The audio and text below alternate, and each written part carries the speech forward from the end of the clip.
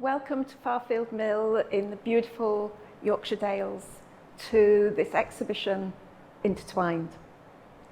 Intertwined is the culmination of 3 years of work of the fellowship students who have come together, studied together, grown together, worked together and created the work for this incredible exhibition.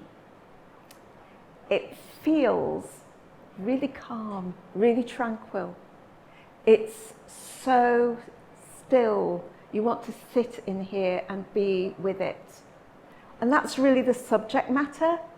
Although individually they selected their own subject, they all chose landscape and place where they are still and tranquil.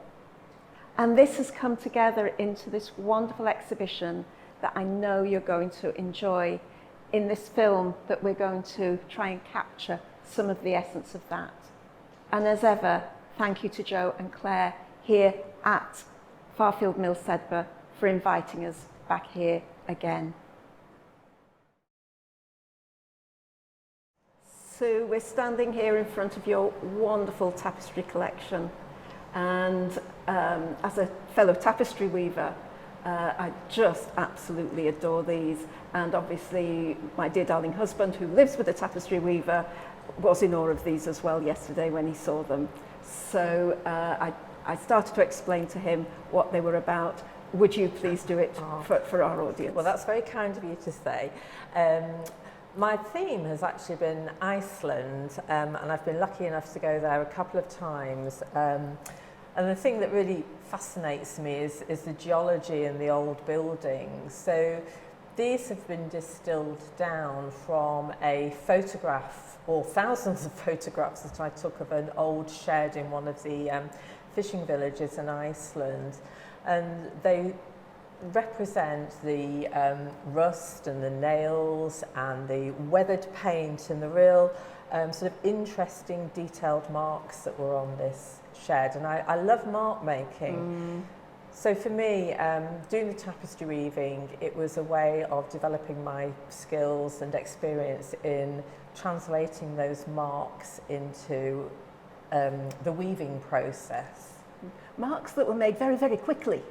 Yes. Very gesturally and open and free and dancing with these incredible tools that you make. Absolutely, it was a very freeing way of doing things. So I'd made some homemade brushes using branches and twigs and fastening things on the end of them, such as feathers or bits of string or some fisherman's rope. So the marks that I made on the pieces of paper as I was exploring the mark making are very free, very gestural, but they picked up so many of these marks that were there on the sheds. Yeah, and then the tapestry weaving, that's so slow. It's the antithesis of it, isn't it? Absolutely, incredibly slow. So each of these took several weeks to do. I mean, I wasn't obviously weaving every day. I have some issues with my eyes, so I can probably only weave for about an hour at a time before it becomes difficult. But yes, there's several weeks, if not months, work in each of the tapestries, and some of them are more difficult than others. So, for instance, the one on the left, which in English I've actually called it Old Shed. I'm not going to attempt to pronounce the Icelandic, but that's probably the most detailed one, with the mark making being reproduced in weft bundling and the different shapes and patterns I've used, choosing different thicknesses and thinnesses of the yarns as I've bundled them, and choosing the colourways and things. So there's always a lot of unweaving because it doesn't always work, so you have to embrace unweaving as well. Yeah, and it was fascinating watching you and your absolute attention to detail as you honed the skills. Yes. And they look as though they're white. Yes. But they're not, are they? But they're not. White is not white. There are lots of whites, and it actually took me quite a long while to decide which white to use. And in actual fact, the white is a bundle of different sort of white threads. Yeah, yeah, including pale lilac. Oh yes, that's a fabulous colour. That is. It's very subtle and works really, really well and subtly. And the lovely thing is that you've got a window ledge of your sketchbooks and mark making. Yes. So people will be able to see those quick marks. Yes. Alongside of Absolutely. your tapestries. And I love the fact that you've taken these ordinary words like nail, rusty, shed, and translated them into Icelandic. Well, I had a little bit of help. I did the translation myself, but I've got a good friend who had a friend who is Icelandic by nature. So bless her, she checked the grammar and the spellings for me. Yes. So fingers crossed. I'm confident they're accurate. Yes. Well, they're beautiful. Well done, Sue. Thank you.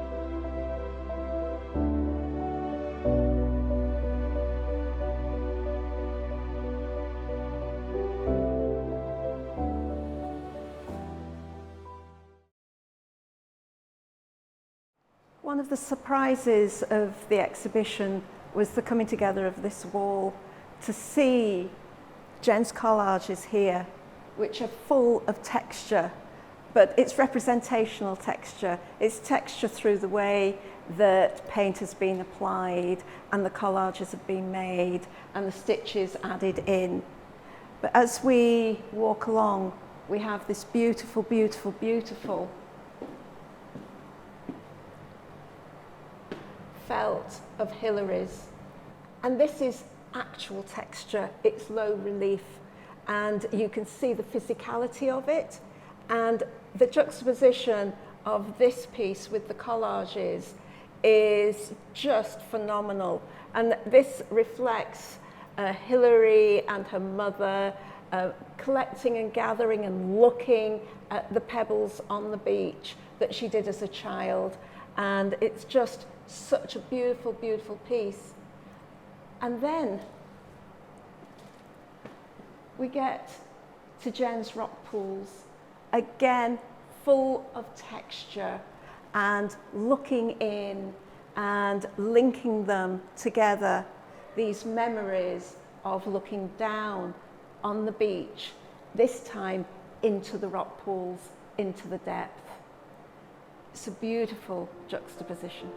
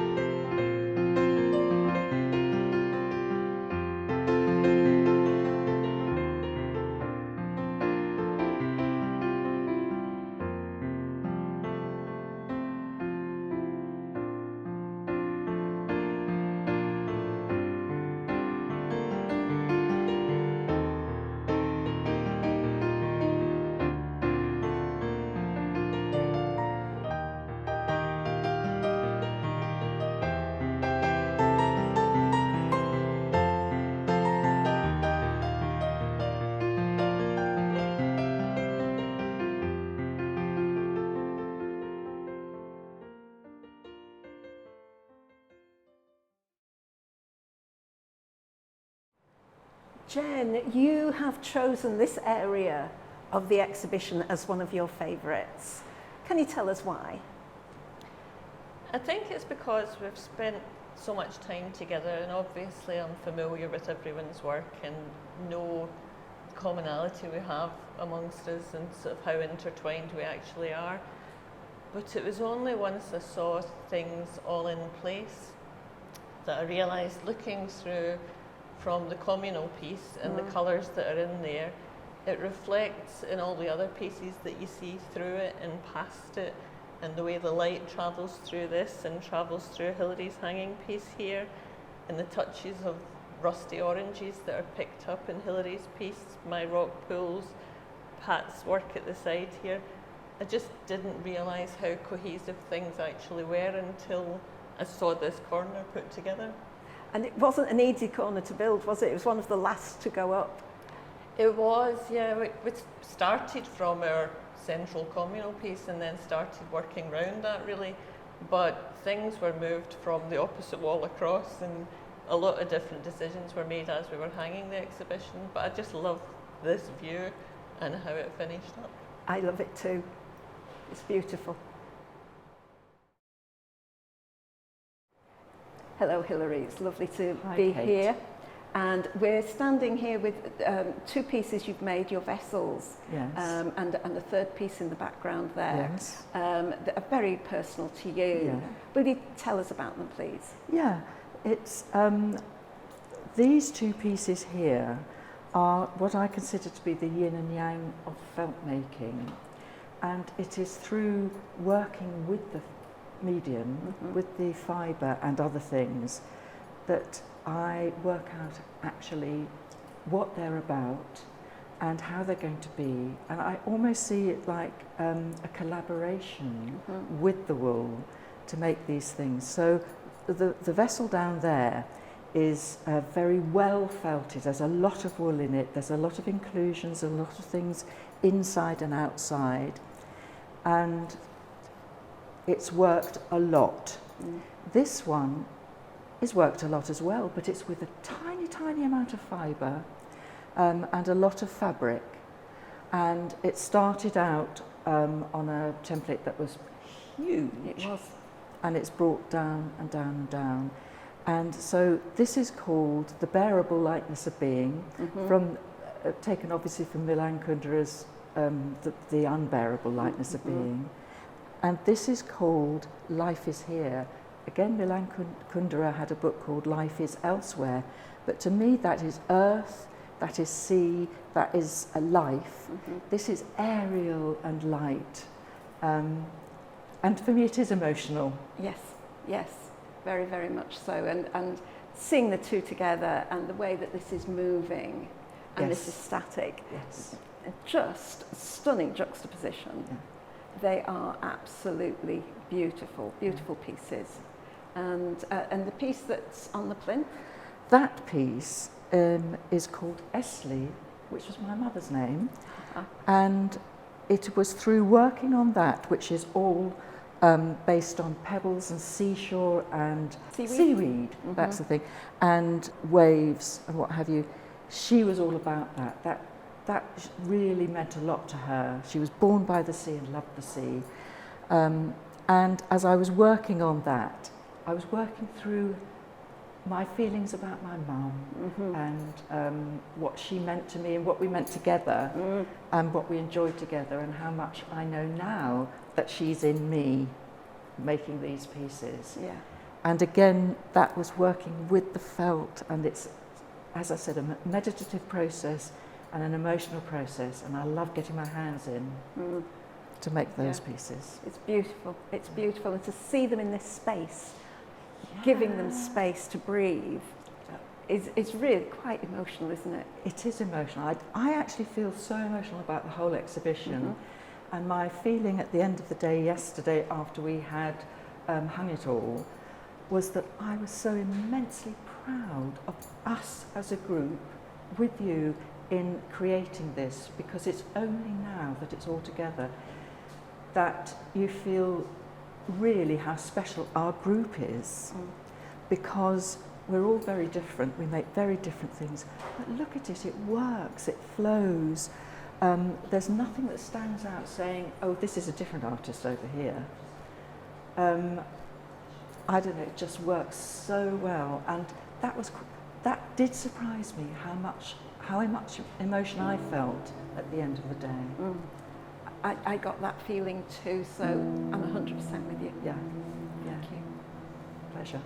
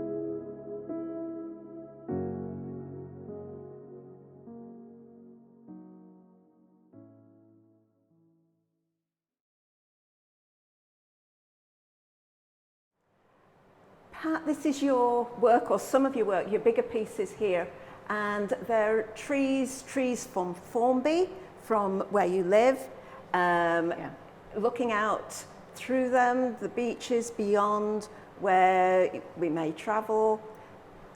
Tell us about them. Well, as you can see, I love the tree shapes, and they're very distorted in Formby because it's a point on the coast, so it gets the full impact of the weather. And I love the shapes. It's the trunks I'm fascinated with, really, but I like to look through at the backgrounds, and I'm just imagining the dunes and the sea beyond. And I like to make them from Shetland mainly, but also with a lot of merino. The colours, I've tended to choose some quite unnatural colours, but I'm often inspired by Brian Ruttenberg, who's an American landscape artist who just has the most spectacular use of colour. So I did a little study as part of the course on Brian Ruttenberg, and I've got a sketchbook here of what I did, but I constantly look at his work and the way he uses colour, and I find it really inspiring. You do, and he uses it in quite a saturated way, and we're not getting a lot of tonal contrast. It's value, it's fully saturated, it really plays with colour in a very different way to the way that we would normally use it, and you've embraced that fully.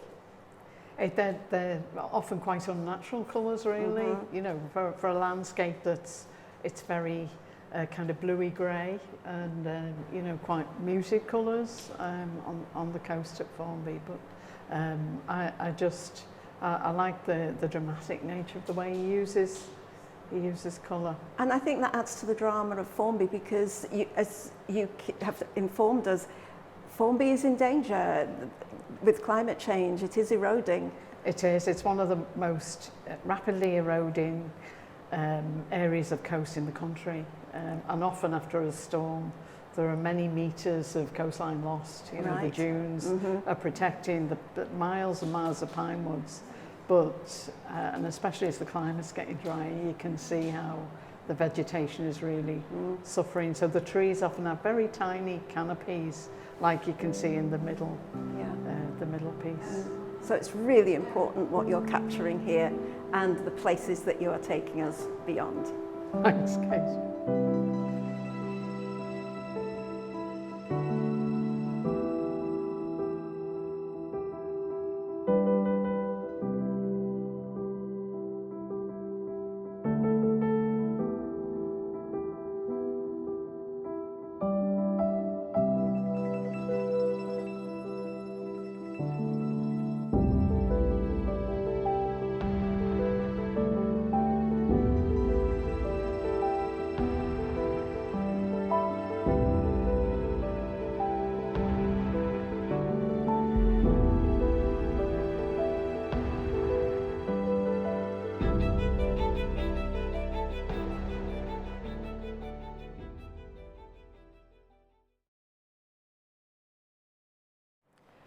I wanted to show you Pat's sketchbooks. She makes these as she investigates and explores, and they're a record of her thoughts and development as she studies. And she did 2 studies during the fellowship. One was looking at embroidery, and she looked at a book called The Intentional Thread, and she explored different ways of stitching, but not just how the stitch was, but how she might use it in her work. So she created little collages, and she created little paintings to do with her subject, and practiced the stitch just purely as a stitch, but then used it to see how she could incorporate it into her work. And this sketchbook is just phenomenal, so full of ideas and development. They also are picked up and reflected in her second sketchbook that she has here, where she's looked at the work of Brian Ruttenberg. And she's been exploring how he uses colour. And she does that through her paintings and through her felts. And again, it's that practice and practice and practice and analysis so that she can make it her own. And that's what she's done so delightfully in the felts and the embroideries that are here in the exhibition.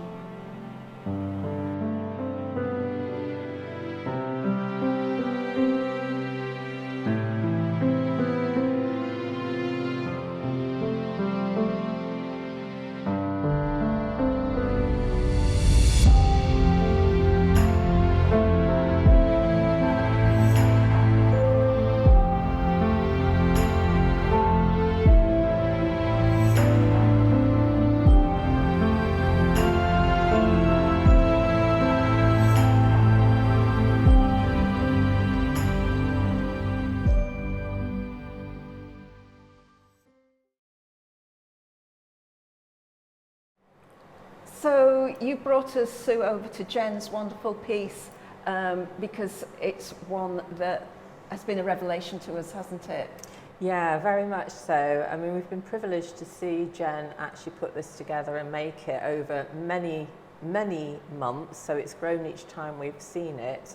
But we've always seen it flat, laid on a table. And this is the first time I've seen it upright. And Jen always had this vision of mounting it in quite an unusual way. So when it went up, I was absolutely thrilled with it. It's just so different. It fits together beautifully, and the more I look at it, the more I see the detail is incredible. I mean, for instance, these pebbles and rocks along the bottom with the little bits of seaweed and barnacles and things where Jen's done some extra embroidery, hand embroidery. And the whole thing just really fits together and moves, because she made each piece individually. It isn't one piece that's been chopped up. Each piece was crafted individually, which is just amazing to me that she's managed to get everything sort of joining in, or joining together, if that doesn't sound daft. It does, it flows together. It flows, yes. And it was never intended to be a joiner. That it was always about fragments of memory. Exactly. And the fact that some of them are deeper and some of them are further forward. But she does get that feel of flow, yes, as well as the fragmentation of our memories of place and being. Yes, and I just love the way that she's mounted it. So some pieces are more forward than others, and when the light's shining on them, you can see the shadows as well, and you can sort of look around the side, and it looks completely different if you stand.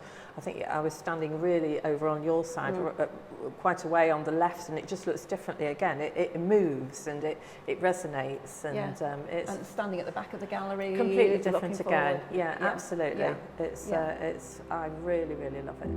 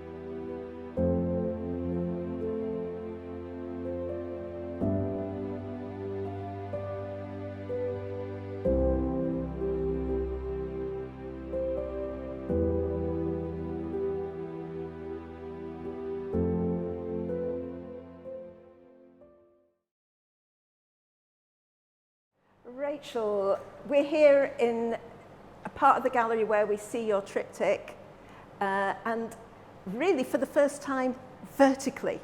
So much of this work has been big, and we've seen it horizontally on the ground. And so taking it up has been a surprise for so many of the pieces in this gallery, in this exhibition. How's it affected you? Yeah, I'm really pleased with how it looks, and you're right, you can't quite get the scale of it when it's down on a table. You know, looking at it vertically and from stepping away from it as well is really lovely to see how the three pieces hang together. They really do hang together and flow, and like you say, being able to have the space to do that and to lead it into this piece here that has got your stones and your homage to the stones in vessel form draped over here. And it's just lovely to see the four pieces in context together. Yeah, it's nice to bring that colour down into the vessels, and I think it works linking them together, and then you've got the flat, but you've got the vertical as well, which has come together really nicely. I'm really pleased with that. They really have, and these reflected a particular isle of the Scottish Isles. Which one was it? Iona, yeah, just off the west coast of Mull. Particular favourite of mine for the beauty of the white sands and the sea, along with the marram grasses and the maca. It's just a beautiful place, a really spiritual place that I love to visit. And it is where you go and escape and be absolutely still. Yeah, and be still. Those are great words to sum it up. Yeah, to be still. Thank you.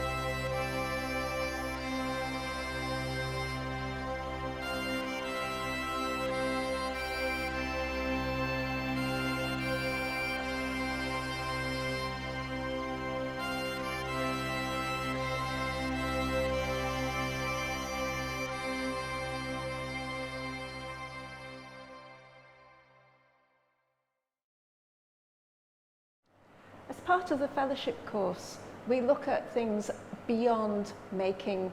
We look at the language we use to talk about the work. We look at museology and how we actually display the work. And one of the challenges that we had with both Rachel and Sue was that they worked on huge pieces of paper.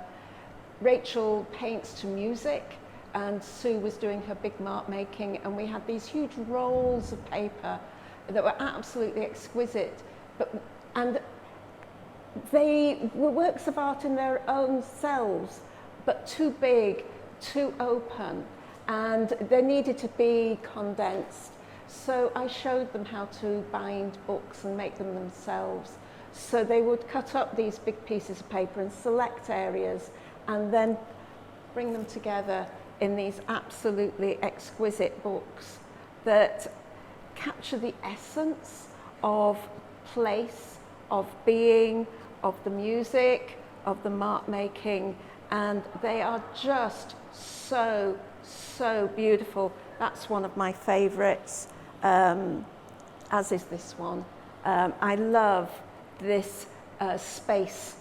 In my own work, I fill space, but what Rachel's been able to do is to leave space, and that space is the tranquility that we have, and these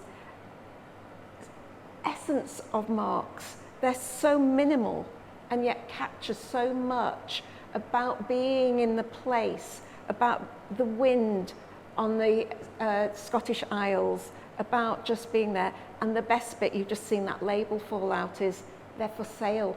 You can buy these, and that is just £26. So these are pocket money. I might have to have that one. I just think they are so exquisite and beautiful. And I hope that you come and look at these and enjoy them, because they turned these initial ideas, these initial expressions into these beautiful, beautiful works of art that we can take away. So Pat, you've chosen this area of the exhibition as the surprise, the thing that really has drawn you into joining everybody together and intertwining. Why? I have, Kate, because I've always loved Jen's lamps, but to see them in this format, this spectacular horizon that goes the whole length of West Cumbria, really, from the beautiful fells, just amazing pebbles, rocks, out to the lakes and to the sea, and just look at that sea. It's divine. And the thing is, as you can see here, they're gorgeous when they're not lit, and they're gorgeous and completely different lit, and that is so beautiful. But one of the other things about this area that is so attractive is that we look above the horizon, we see Rachel's gorgeous trio of hangings, yes, from Western Scotland, and again they link in with the beauty of the lamps as well, and they're so textured. It's hard I know we have to resist touching them, but it's very hard. It's very hard, isn't it? They are touching exquisite next to the lamps, absolutely. And it was a surprise when they went up. That's right. And then we get that visual link with Hilary's beautiful piece that's, again, textural and square, using the same technique as the intertwined hanging, but she felted it and felted it and felted it. That's right. It started off. It's a spectacular piece that I would never tire of watching, of looking at. There's so much colour and texture in it, but it literally started life as a metre by metre, and it's become this absolutely gorgeous sculpture.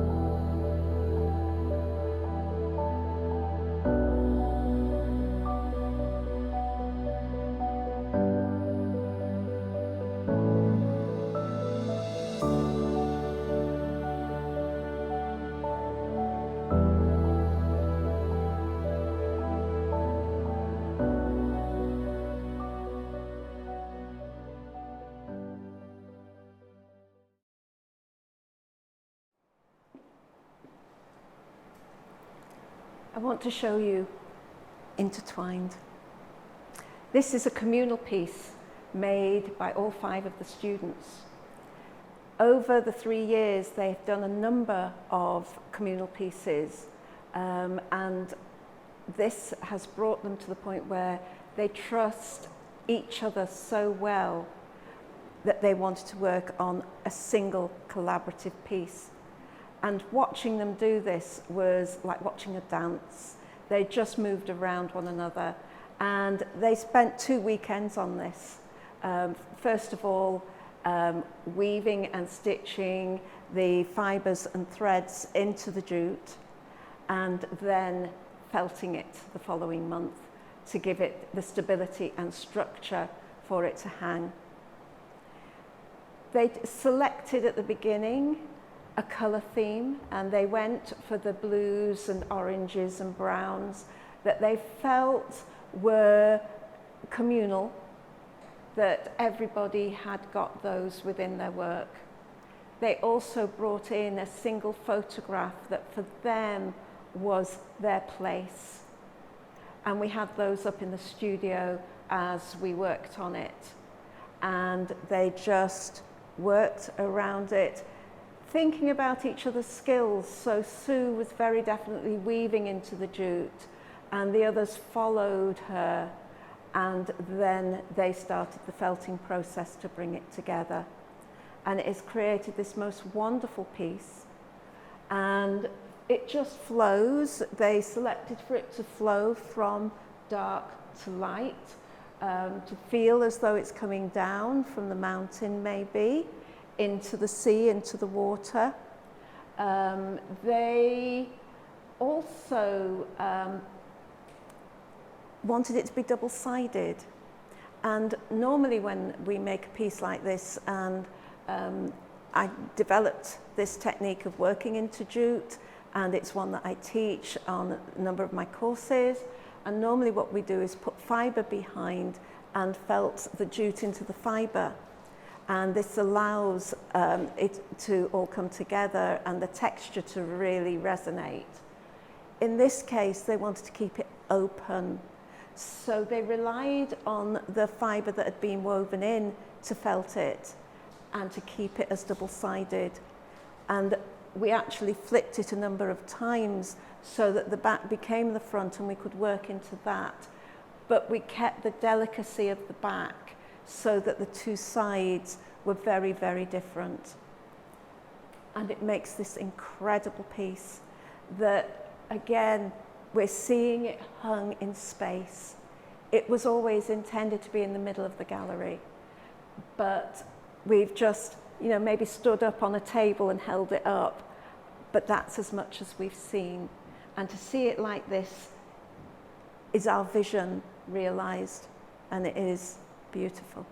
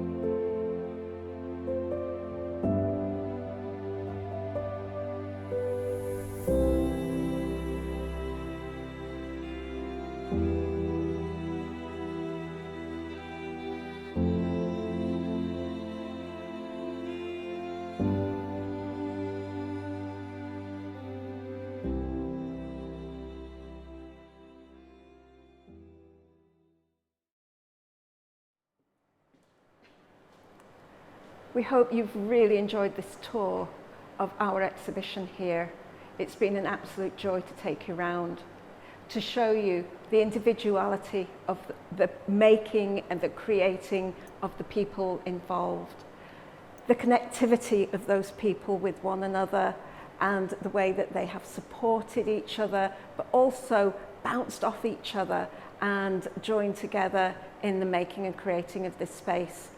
That brings us to creativity, the creating of this exhibition, creating of the pieces in the exhibition.